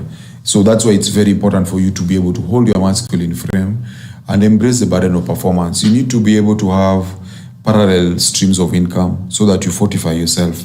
The challenge with most of us and the beta males is that when a guy has a good job, he settles. He stops being creative. He stops investing and so on. He settles. So he thinks this job is going to be there forever. So men need to understand that these things, I normally tell guys, nothing belongs to a man in this world. Don't be comfortable. Don't assume that things are always going to be the same. But at the same time also, and that's why it's important to marry a woman who does not have a very high notch count. Get a woman who has genuine burning desire for you. What is that? What's the notch count? A notch count is a woman with a high notch count is one who has had several sexual partners. It also means that the kind of bonding you will have with her, her pair bonding abilities are compromised. Superficial. Yeah, so if it's superficial, then she can easily take off. But if you have actually bonded to her on a deep level, then you'll find that even though you can have a lot of, if you end up in trouble, she's not as likely to leave as a woman who is there because of other things. And that's also why we're also discouraging guys from using money. If you got her using money, when you lose money, she'll also leave her. She'll also lose her. Now, I want to give you an example. When you're talking about equal partnerships also, attached to this is the idea that you should marry your friend. There's a guy who contacted me recently, and what happened with this guy, he was in campus with this girl, and they fell in love. They were a year apart. So when this guy finished campus, he got a job, and later when she finished, she joined him. But she tended to be sort of a lazy kind of a woman. She sits around, she doesn't take care of the house and so on. And she was not applying for a job. So this guy took the responsibility of looking for a job for her. She eventually got a job. But now the job that she got, they were living in Dagoretti, but she got a job towards Mulolongo. So what she did, she moved. She said now she doesn't like waking up early because of the distance. So she moved now to South Sea. So this guy is living in Dagoretti, the wife, or rather the girlfriend, because they are not yet married, is living there. And this guy, the challenge he was having was that he was feeling when he comes, like when he's leaving for work, she's still sleeping. She doesn't want to wake up and make breakfast for him.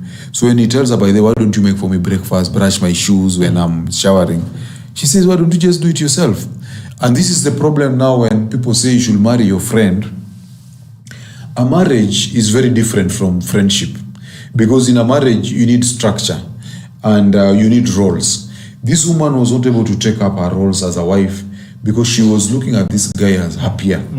She does not see this guy as an authority in that relationship. And now this guy was getting very frustrated because he doesn't understand how he can be providing everything for this woman, yet he has to come home, brush his shoes, make breakfast for himself and so on. And when she got a job, she moved out of the house and she's not bothered about how this guy is surviving. What I've seen in the past is that when a woman is not available to cater to you or to cater for you, she makes arrangements. Maybe she hires a mama fua to wash your clothes or someone to cook for you, or she cooks and refrigerates the food before she leaves. So those are some of the things guys need to remember. When you are dating, the dynamics are very different from when you are married. And that is why now this equal partnership, it may look very nice when you are dating, but when you're actually married, then you find the dynamics are very, very different. And I have seen situations where couples are not able to settle peacefully in marriage because either they started as friends or as peers or as equal partners. So you find as a man, it doesn't actually make sense why you're getting married if you are equal partners also. Because as a man, your roles, your traditional roles are the same. You are a protector, you are a provider, you take care of this woman and so on. But she's not willing to play her roles as a homemaker, to cater to you and so on. So those are some of the things guys need to bear in mind. Okay. Yeah. All right. There's some questions here for you. Thank you. There's a question here. Shadra Kosero, why is it getting so hard to marry woke women? Silas, the question has been sent to you. Why is it so difficult to marry? Woke women. Just avoid them. The women who are not in that work framework, because like the most important decision a man you can make is the kind of partner that you choose. She can make or break you. So go for the right woman and take those things about courtship, the engagement, take them seriously, and watch what she does, not what she says. Women normally say one thing and they do another. So that's something that men consistently get wrong. So I'm one person who will never advise a man to go after these woke women. They're never worth the trouble. Okay. Yeah. Dan Ongeti, nice show so far. Thanks for educating us. Asante sana. Mwangi Samuel K tuned in. Invaluable conversation right there. All right. There's another question here. Moses Gitao. Modern women are now pushing for equality of outcome now. Let the duo touch on this. Pushing for equality of outcome. What is that? Okay, we know what happened is that when women wanted equality was equality of opportunity. Now, when you say equality of opportunity, it means when there is an accounting position or vacancy, then women can apply the same way men can apply, and they can go for the interviews and so on.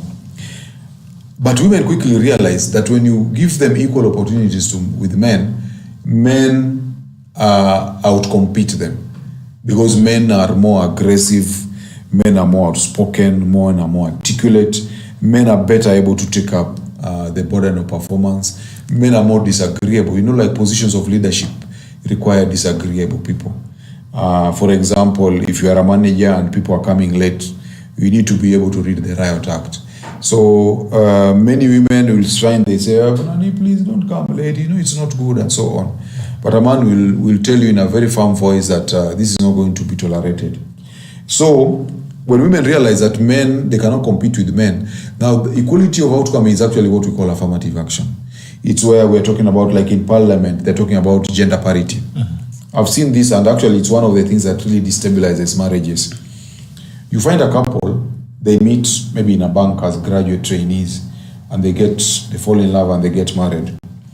Many times when there's a vacancy in a bank, if the bank is observing gender parity, if there's a vacancy and they need 2 people, if from the interviews, they've ranked, let's say, they have 7 candidates, and the first 6 are men, the 7th one is a lady, they'll give the first man and that number 7 because of gender parity.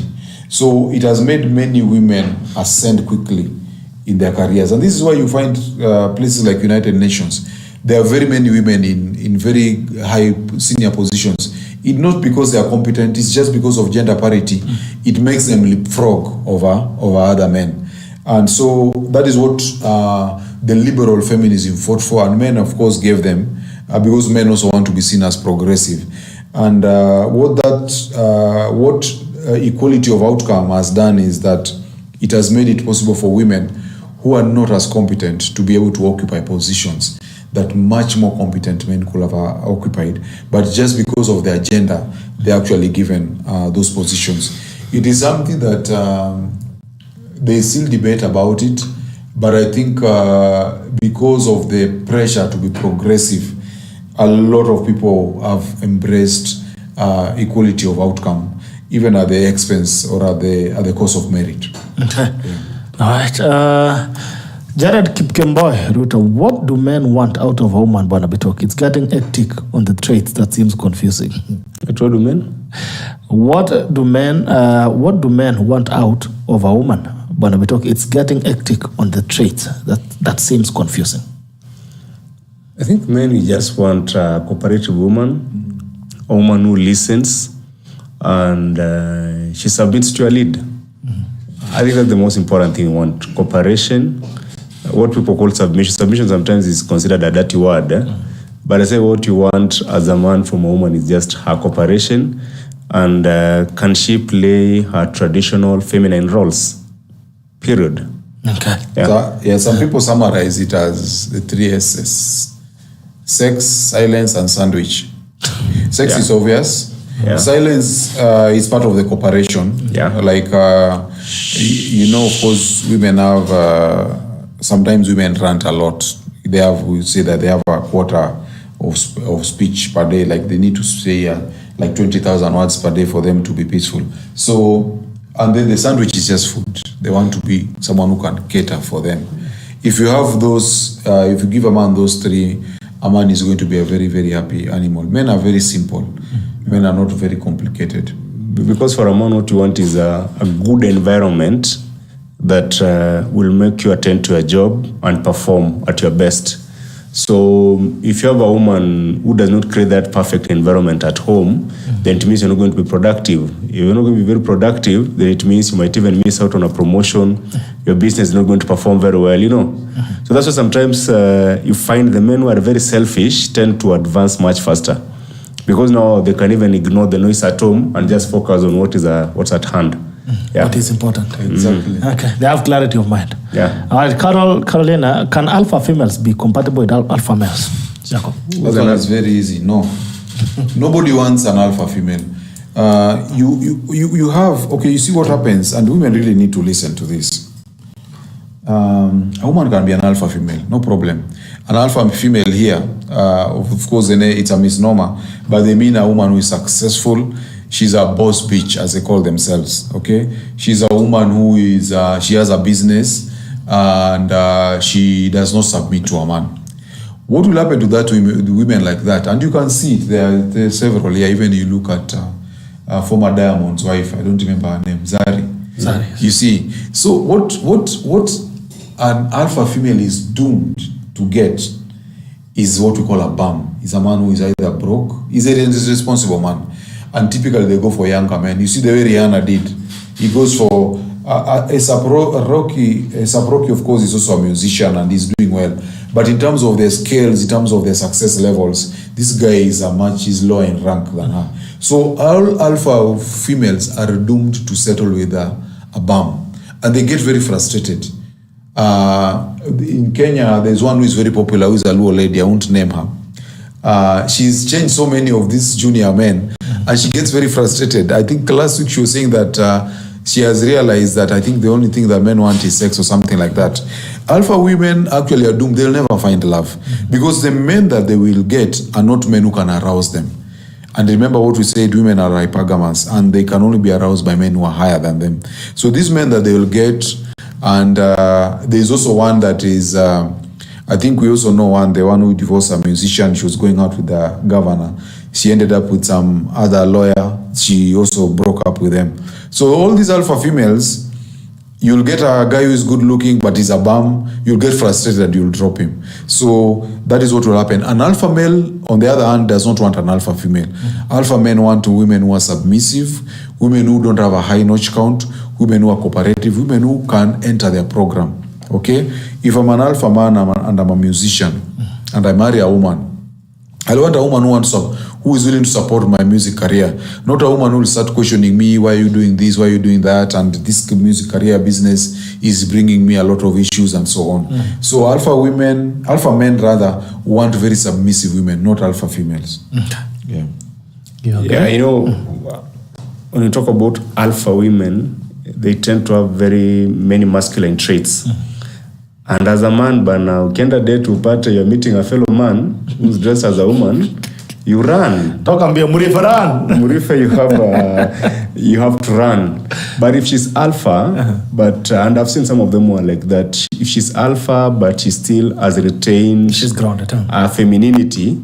Because you see, let's face it, in a marriage or in dating, we are trading utility. Like you must have some value of bringing to my life as a woman, and I must have some value of bringing to your life as a man. Now, alpha women, they can pretty much do everything for themselves, you know. So, and you know, success is like a poisoned chalice to women. The more successful a man is, the more options he has. The more successful a woman is, the less options she has. Because there aren't so many men at the top that she can pick from. That's when as Jacob said, now they have to marry or date below them. Yeah. Because an alpha man has so many options. Yeah.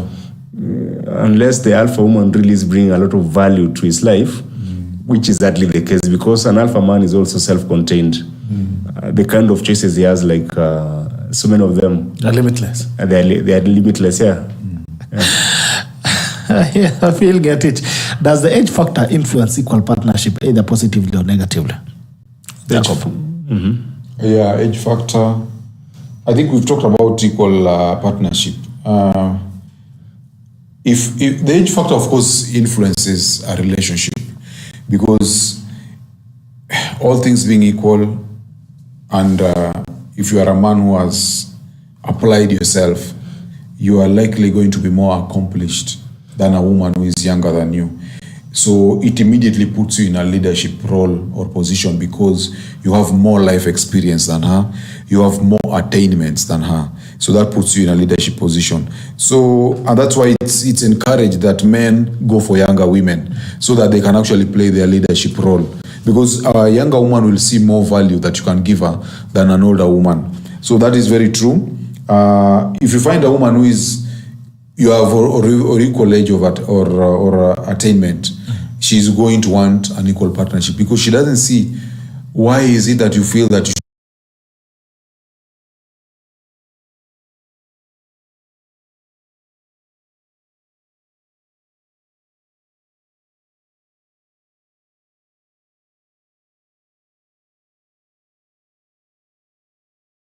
should be the leader, not me.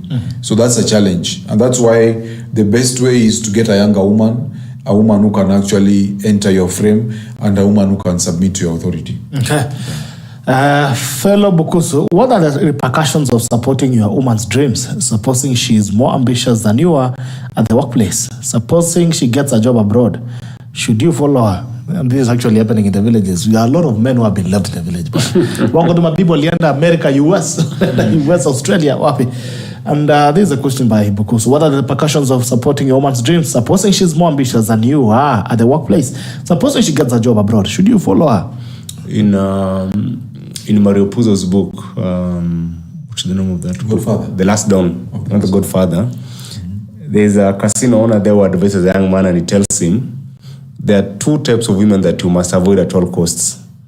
A woman who's more ambitious than you, and a damsel in distress. Those two you must avoid at all costs as a man.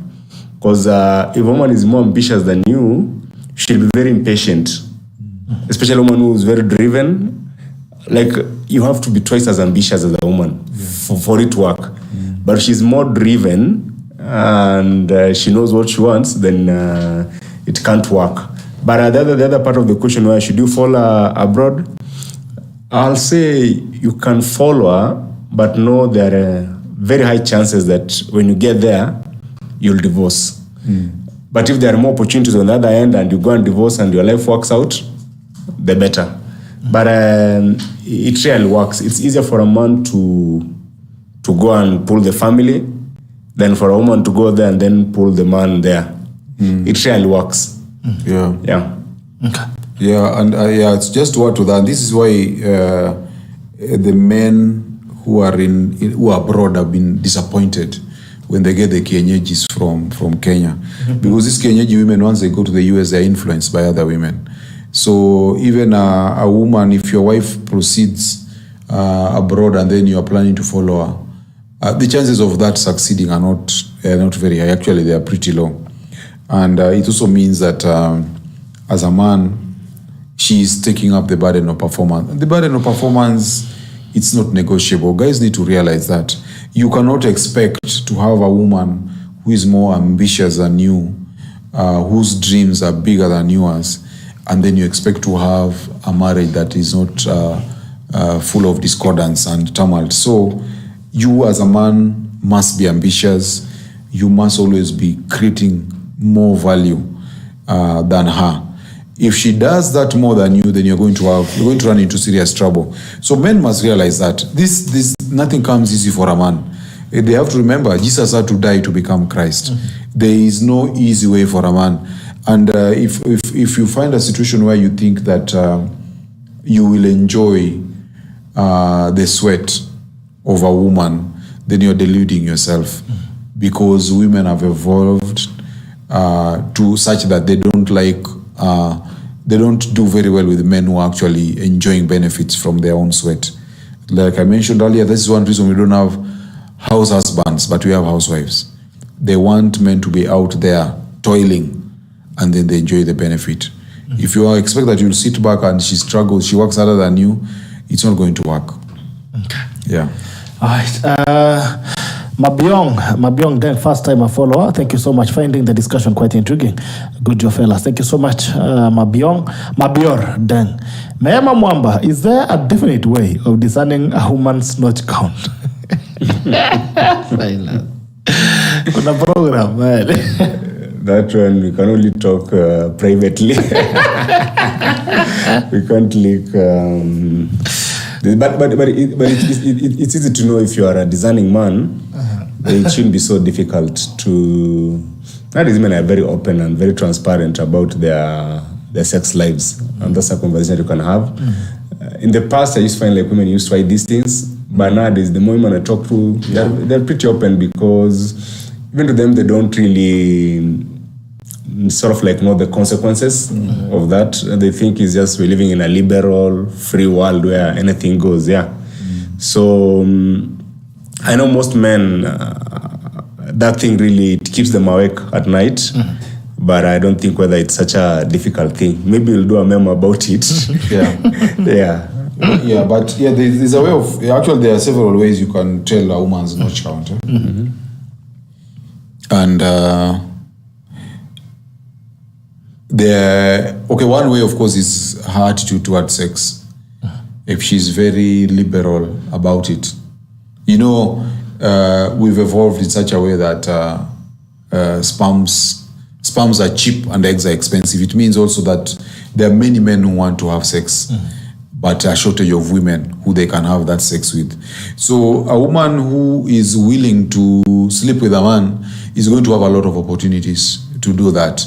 You'll be able to tell from my experience in bed how she moves, whether she's the one guiding you or leading you, whether you're the one leading her. So in all likelihood, if she's the one leading you in the bedroom, she's more experienced than you. Also, the other thing is, and one thing I always tell guys, never ask a woman what her notch count is, because you'll never get a straight answer. And I think it's also shady to ask a question like that, So you'll tell from her behavior. You'll also be able to tell from these things come up in terms of the kind of relationships she has had, the number of relationships she has had. You can ask her. I think that one is valid. You can ask her if she's been in a number of relationships. That one she can give you an indicator. You can also tell from how people will talk about her. So try to get into her circles. Like if she grew up in a certain place, get to know who are her friends, and you'll get to know. You'll also get to know if she's someone who is drinking, for example, or even if she's not drinking. One day when she's in a very relaxed and open mood, you can just ask her, what is the wildest thing you've ever done? Sometimes some of those things come out. So it will tell you her level of impulsivity. And if women who are very impulsive will have, are more likely to have a very high notch count because they are not restrained.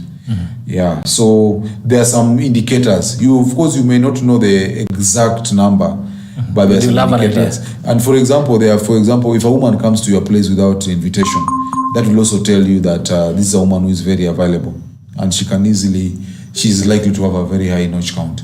Many women will want you to invite them to come to your place, and they also qualify themselves. This is something someone also asked me recently on Facebook, that what is qualifying herself. If, for example, you get to sleep with a woman on the first date, a normal woman who respects herself will tell you, hey, by the way, you're the first one I've done this with. This one, it's like you have a weakness for you. But if a woman comes and sleeps with you on the same day and says nothing of the sort, then it means it's normal for her. That will also be an indicator that her notch count is probably high. Yeah. Njogo Mathenge, first time I plugged in from Seattle, Washington State. Thank you so much, my brother Njogo. Thank you for joining in. Keep Kiambata, the show is wonderful. I'm following for the first time. The society is full of better men. What remedy can be done to restore masculinity in our societies? I think that's the last round we took. Can I read it again for you? Yeah. The show is wonderful. I am following for the first time. The society is full of better or soy men. What remedy can be done to restore masculinity in our societies? I think it's what we're doing currently, where we're teaching men to unplug, to understand their value and their worth.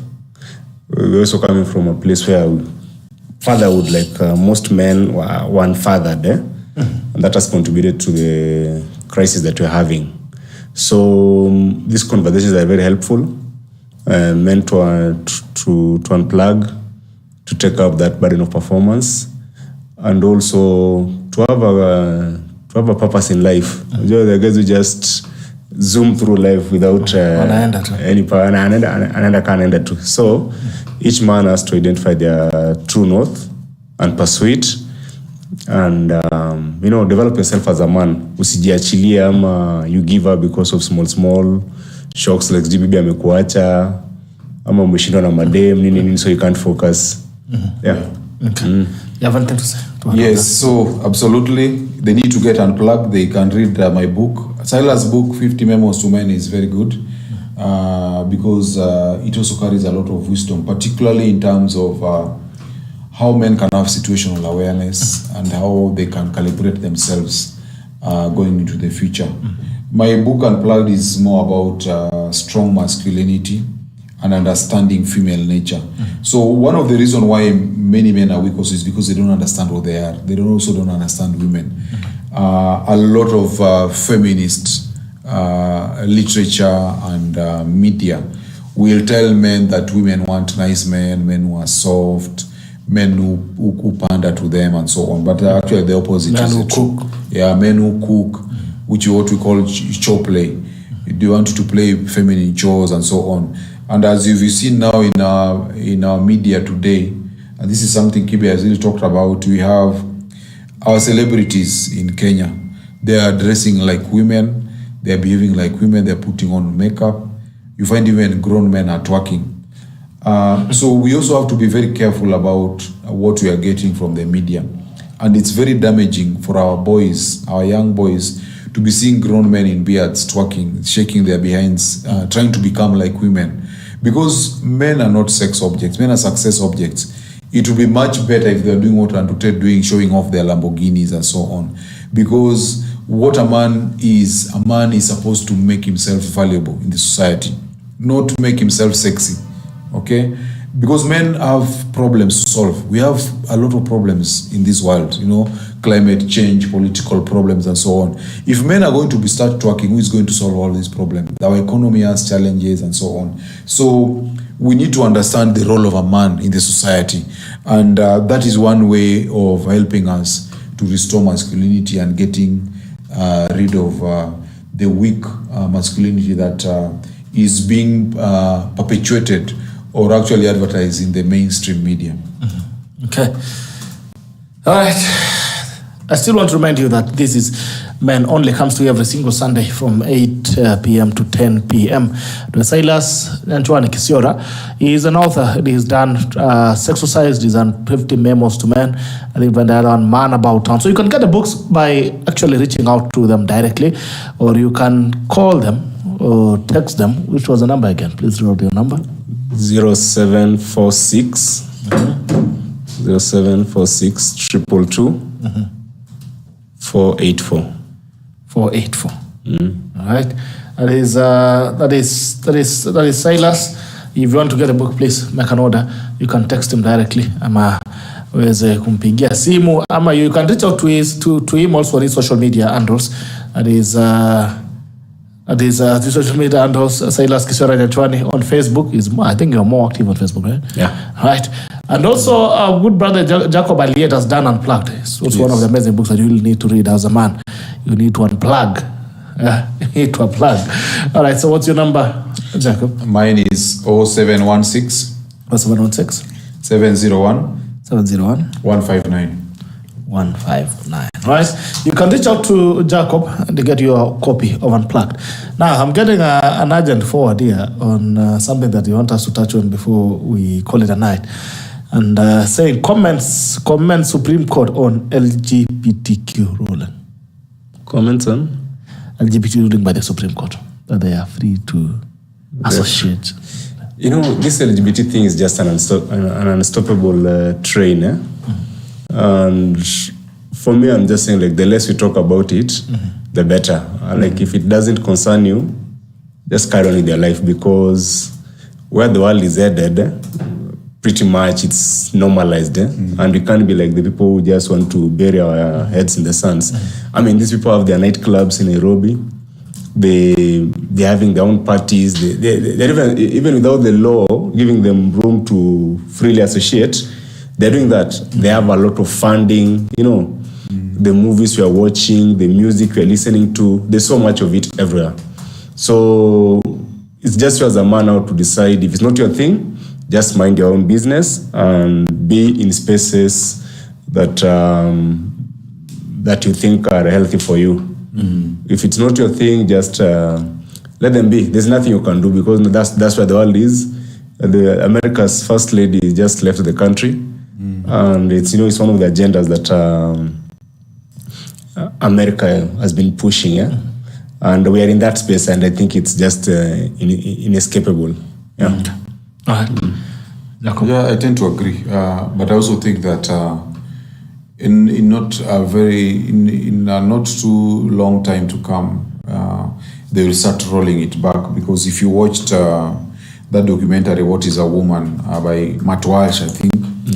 It shows you how much it's grounded in lies, and it's grounded in propaganda, not in reality, because there are some things, like ignoring the sexual organs of a boy and say that,